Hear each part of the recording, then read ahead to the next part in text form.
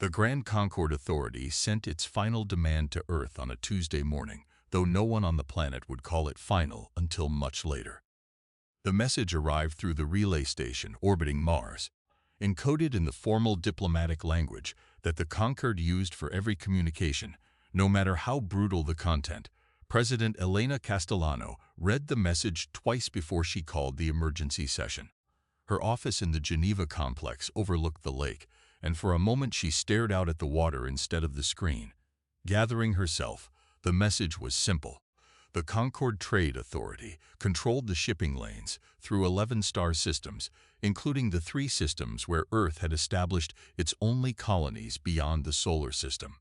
The Concord had decided that human expansion violated trade agreements signed before humanity had even developed interstellar travel, agreements humanity had never been party to and never agreed to honor. Cede the colonies, the message said, or face correction. Correction was a Concord euphemism. Everyone who had dealt with the Authority knew what it meant. 3 years earlier, the Authority had corrected a small alien confederation called the Resk for refusing similar terms. The Resk no longer existed as a unified people. Their territory had been redistributed among Concord member states. Their language was now taught in xenolinguistics courses as a cautionary footnote. General Marcus Webb arrived at the emergency session 20 minutes after the summons, still in his field uniform from an exercise in the Pacific. He had spent 18 years building Earth's combined defense force from the wreckage of competing national militaries, and he had never once expected to use it against anyone larger than a regional pirate fleet. "They want an answer in 72 hours, Castellano said, sliding the message across the table. Webb read it without expression. He had learned long ago that his face was a weapon he needed to control. "What's our colony population in those 3 systems?" "Around 400,000, mostly agricultural and mining operations. Families. And the Concord's fleet strength in that sector?" Castellano checked her notes. "Conservative estimate, 200 warships." "We have 40. The room was silent. Around the table sat representatives from every major spacefaring nation on Earth, a coalition that had taken decades to forge and that now faced its first true test. Ambassador Wen Liu from the Pacific Coalition spoke first. "We cannot fight 200 warships with 40. This is not a negotiation. This is a death sentence dressed as an ultimatum." "Then we negotiate," said another voice. "We offer partial compliance. Give them 1 system, keep 2. Webb shook his head slowly. "You don't understand how the Concord operates. I've read every report we have on their previous corrections. They don't negotiate down from a demand. They negotiate up. Give them 1 system and they'll be back in 6 months asking for the rest, plus reparations for the delay." "So what do you propose, General? We have 40 ships. Webb looked at the message again, at the cold formal language, at the 72-hour deadline stamped at the bottom like a receipt. "I propose we don't answer." The room erupted into objections, but Castellano raised her hand for silence. "Explain." "They expect a response. Every species they've ever corrected has responded, either with surrender or with a counteroffer or with a doomed military gesture. Their entire diplomatic playbook is built around managing a response. If we give them nothing, we break the playbook. And then what happens when they arrive anyway?" "They will arrive anyway," Webb admitted. "But we won't have told them anything about our capabilities, our positioning, or our intentions in the meantime. Right now, the Concord has a file on humanity that's 5 years old, built from our first contact protocols and a handful of trade observations. If we stay silent, that file doesn't get updated. They'll come pre-prepared for the humans they think we are." Castellano studied him for a long moment. "And who are we, General? I'd like 90 days to find out myself." The 72-hour deadline passed without a response from Earth. In the Concord's Central Command Station, a moon-sized structure called the Threshold that orbited the Authority's capital world, Trade Minister Korvash Del received the news with mild irritation rather than alarm. Korvash was Resk by ancestry, though he never mentioned that fact in polite company. His species had been one of the first the Concord absorbed 2 centuries ago, back when the Authority still pretended its expansions were voluntary mergers. He had built his career inside the system that conquered his ancestors, and he had built it well. "No response," reported his aide, a thin, nervous Concord functionary named Pell. Not even an acknowledgement of receipt. Curious, Korvash said. Send a confirmation request. Perhaps the message was lost in transit. It was not lost in transit. 3 days later, a second confirmation request also went unanswered. Korvash convened a meeting of the Trade Authority's Regional Council, a body that oversaw corrections in the sector that included Earth's colonies. This is unprecedented, said Councillor Vash, an Ithrani with silver-plated skin, who had overseen 4 previous corrections in her career. Every species responds. Even the ones who choose to fight respond. Silence is not a strategy any rational species would choose. Perhaps they are not rational, Korvash offered. Our file suggests they are young, newly spacefaring. Possibly, they simply don't understand the gravity of the situation, or they understand it perfectly and have nothing to say that would help them, said a third voice. Admiral Threx Malin commanded the Concord's 3rd Fleet, the force assigned to the sector. He was Vandari, a species built for war in a way few others in the Concorde were, with reinforced bone structure and a culture organized almost entirely around military hierarchy. My fleet can be at their colonies within 2 weeks, Malin continued. 300 ships. We don't need their cooperation to take what we've already determined is ours. Korvash considered this. The authorities' preference was always for compliance over conquest. Conquest was expensive, both in resources and in the political capital required to justify it to the Concorde's other member states, many of whom had once been conquered themselves and remained quietly uneasy about the practice. But compliance required a partner willing to comply, and Earth, it seemed, was not interested in playing that role. Give them the full 90 days from initial contact before we move, Korvash decided. If they have not responded by then, Admiral Malin may proceed with correction as outlined. Malin's expression suggested he would have preferred to proceed immediately, but he nodded. 90 days was not a long delay, and the outcome would be the same regardless. What none of them knew was that 90 days was precisely the number General Webb had requested. On Earth, the silence toward the Concorde concealed an explosion of activity that no outside observer could see. Webb's first call was to every defense contractor and research institution that had spent the last decade quietly developing weapons systems nobody believed would ever be needed. Humanity's first contact with alien life, 5 years earlier, had been peaceful but unsettling.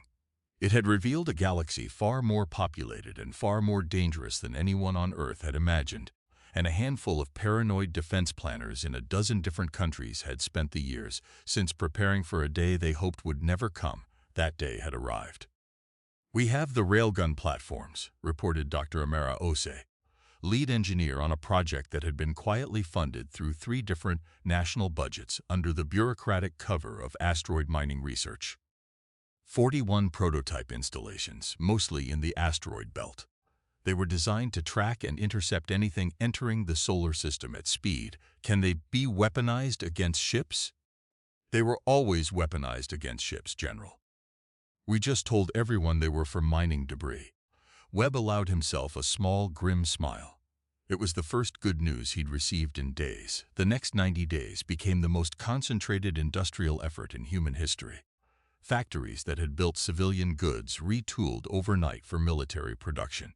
The combined defense budgets of every spacefaring nation on Earth, hidden for years inside infrastructure spending and research grants, were unified under Webb's command and spent without restraint.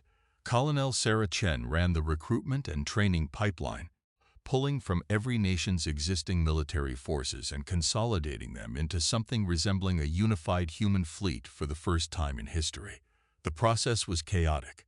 Officers who had spent careers as rivals now had to coordinate. Languages mixed on every bridge, but the urgency of the deadline burned away most of the friction that might otherwise have taken years to resolve. They're learning faster than I expected, Chen told Webb during a status briefing in week 6. Faster than I thought possible, honestly. Put a pilot from the Pacific Coalition in a simulator next to a pilot from the European Defense Force, and within a week, they're flying coordinated maneuvers like they trained together for years. Why do you think that is? Chen considered the question seriously. I think it's because every single one of them understands exactly what happens if we lose. Nobody's defending an abstraction. They're defending their families. In the colonies themselves, the buildup took a different form. The 400,000 colonists across the three threatened systems could not be evacuated in 90 days, not without abandoning the infrastructure that sustained Earth's only foothold beyond the solar system, and not without confirming to the Concord that humanity had received and feared the ultimatum. Instead, Webb made a decision that several members of the Coalition Council privately considered insane. He armed them. Every mining facility, every agricultural dome, every piece of heavy equipment in the three colony systems was retrofitted with weapons systems disguised as industrial tools. Plasma cutters used for asteroid processing were modified to fire in combat-effective bursts. Mining lasers got range and power upgrades that had nothing to do with mining. Colonial militias, organized in secret and trained over secure channels, drilled in evenings after their regular shifts. If the Concord scouts our colonies before they attack, Webb explained to the council, I want them to see exactly what they expect to see. Farmers, miners, soft targets. I don't want a single sensor reading that suggests otherwise. And if they attack the colonies directly instead of waiting for a fleet engagement, then 400,000 farmers and miners are about to have a very bad day for whoever attacks them. Hongreligdunter Day 88, 2 days before the deadline Corvash had set, a Concord scout ship entered the outer edge of the human colony system, designated by Earth as New Meridian. Its sensors recorded exactly what Webb had hoped they would record: agricultural domes, mining rigs, civilian transport vessels, and a population that registered as entirely non-military. The scout ship's captain, a cautious thrall named Sirkin, filed his report and added a brief note that something about the colony felt wrong, though his instruments could not tell him what. He attributed the feeling to nerves and did not mention it in his official summary. Admiral Mullen would not have cared about a feeling. Mullen's Third Fleet departed for the human colonies on schedule. 300 warships, organized into 4 strike groups, moving with the confidence of a force that had performed 11 previous corrections without losing a single engagement. Mullen expected this to be the 12th. He had budgeted 2 days for the operation. 1 day to establish orbital dominance over the 3 systems. 1 day to process the formal transfer of territory. He had not budgeted for what was waiting in the dark between the colonies and the approach vector his fleet would have to use, because nothing in his intelligence suggested anything was there at all. 41 railgun platforms, disguised as asteroid mining debris, had been quietly repositioned over the preceding month into a loose net spanning the most efficient approach corridors into the New Meridian system. They had been moved slowly, on trajectories indistinguishable from natural orbital drift, by engineers who understood that the greatest weapon humanity possessed in this engagement was the Concord's complete confidence that humanity possessed no weapons worth noticing. Behind the railgun net, Earth's combined fleet waited in a formation that Webb had spent 6 weeks designing with Colonel Chen and a team of strategists pulled from a dozen different military traditions.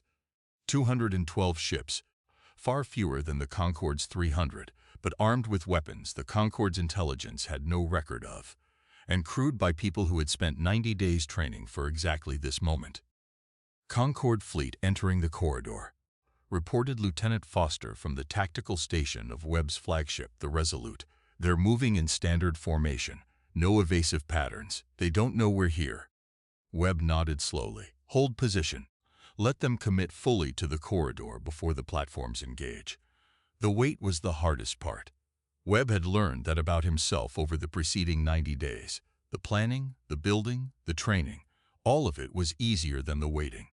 He watched the tactical display as the Concord fleet advanced deeper into the railgun net, 300 warships moving in formation like they were on a parade ground rather than entering what amounted to a kill box. They're fully committed, Foster reported. Platforms engage.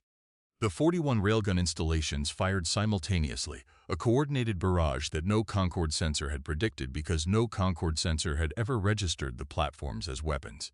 The projectiles, accelerated to a significant fraction of light speed, struck the lead elements of Mullen's fleet before his crews had even finished registering the launch signatures. 11 ships destroyed in the opening volley. Admiral Mullen, watching from his flagship's command deck, took several seconds to understand what had happened, because nothing in his experience suggested asteroid debris could destroy a warship. "Report," he demanded. "What in the void was that?" "Unknown weapons platforms, sir, disguised as mining equipment. We have no prior intelligence on this technology." Mallon's confidence did not waver, not yet. 11 ships was a loss, but he commanded 300. Evasive maneuvers, all groups. Identify and target those platforms. The Concord fleet scattered, breaking formation to avoid further railgun fire, which was precisely the moment Webb had been waiting for. "Now," he said, "all groups engage." Earth's combined fleet emerged from positions along the system's debris field, where they had been hiding among genuine asteroid clusters using stealth technology developed in the same secret programs that had built the railgun platforms. 212 human ships, no longer trying to hide, converged on a conquered fleet that had just lost its formation discipline and was still trying to identify an enemy it could not locate. What followed was not the clean, overwhelming victory that either side had expected at the outset of the engagement, though for very different reasons. Mallon's fleet, even disorganized and ambushed, possessed superior numbers and centuries of Concord military doctrine. Human ships, despite their surprise advantage, were still flying technology that was in many cases a generation behind Concord standards. The difference was in how each side fought. Concord doctrine emphasized coordinated fleet maneuvers, executed according to established patterns refined over centuries of corrections against species that had never developed the capacity to surprise them. Human pilots, trained in the chaotic 6-week crucible Colonel Chen had overseen, fought with an improvisational aggression that Concord tactical algorithms struggled to predict because the algorithms were built on a dataset that included no comparable behavior. Captain Diego Reyes, commanding a strike group of 20 ships that had trained together for less than 2 months, found himself facing a Concord cruiser 3 times the mass of his lead vessel. Concord doctrine in that situation called for retreat and regrouping. Reyes instead ordered his group to split and flank, a maneuver his pilots had drilled obsessively because it was the only way their smaller, faster ships could compensate for the Concord vessel's superior firepower. The cruiser's targeting systems, designed to track threats approaching from predictable angles, could not process 20 ships attacking from multiple simultaneous vectors. It took critical damage to its engines within 90 seconds and was destroyed within 4 minutes, at the cost of 3 human fighters. Across the engagement, similar scenes repeated. Human ships fought like they had nothing to lose, because in the deepest sense they didn't. Every pilot in that fleet understood that defeat meant the colonies behind them would face Concord correction, and every pilot had trained for 90 days with that knowledge as their only motivation. 3 hours into the engagement, Admiral Mallon's fleet had been reduced from 300 ships to 190, and his formation had completely collapsed into isolated clusters fighting defensive actions against a human force that refused to stop pressing its advantage. "Admiral, we are taking unsustainable losses," reported his tactical officer. "Recommend immediate withdrawal." Mallon stared at the display, watching decades of Concord military doctrine fail in real time against an enemy his intelligence had assured him was barely capable of interstellar travel. He had overseen 11 corrections. He had never lost a ship in any of them that he had not budgeted to lose. "Sound the withdrawal," he said finally, his voice tight with something he had not felt in decades. "Full retreat to the rally point." The retreat order saved what remained of his fleet, but it could not erase what had happened. 110 Concord warships, more than a third of his force, destroyed in a single engagement by a species his own intelligence file had described as primitive and non-combative. Earth's combined fleet had lost 31 ships, costly but survivable. More importantly, every human ship that survived the engagement returned to dock carrying combat data that would refine human tactics and technology for every engagement that followed. Honvroller. Corvash Dell received the report of the engagement at New Meridian with a sensation he had not experienced since his own ancestors' homeworld had fallen to the Concord 2 centuries earlier. The cold understanding that the world he thought he knew had just changed in ways he did not yet fully grasp. "This is not possible," said Counselor Vash, reading the same report. "A third of the Third Fleet, destroyed by a species with no prior combat record. The report is accurate, Corvish said quietly. I had it verified twice. Then how? Corvish did not have a complete answer, but he had a theory, and it troubled him more than the loss of ships. Their silence. 90 days of silence, while we assumed they were either paralyzed by fear or simply too primitive to understand the threat. What if they were doing neither?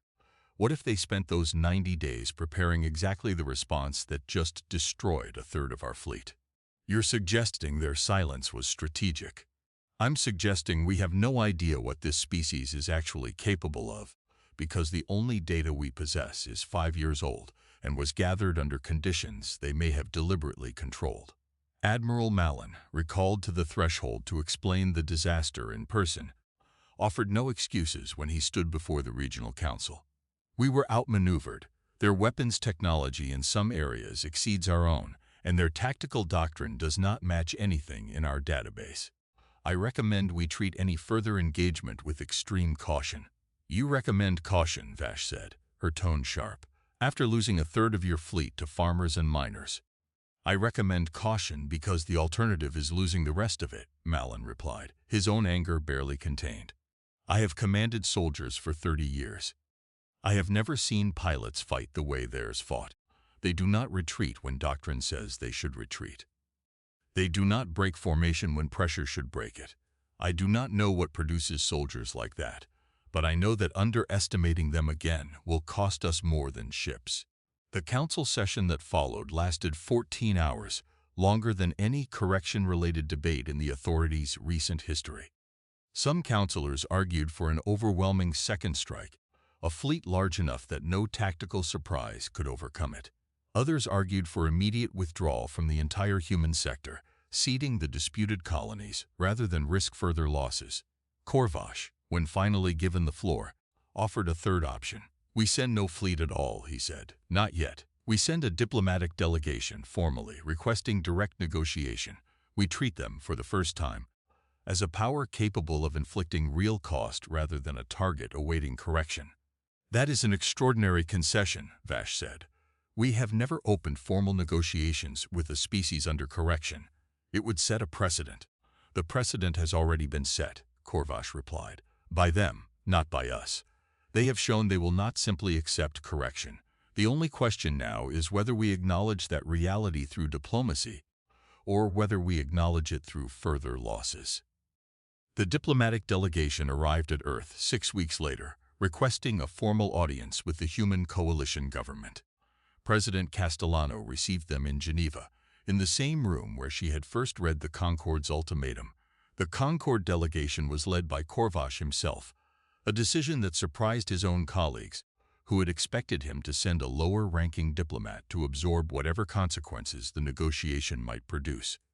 Corvish had insisted on attending personally. He wanted to see with his own eyes the species that had broken the authorities' assumptions so completely. Your colonies remain in dispute, Corvish began, after the formal introductions concluded. The authority is prepared to discuss revised terms.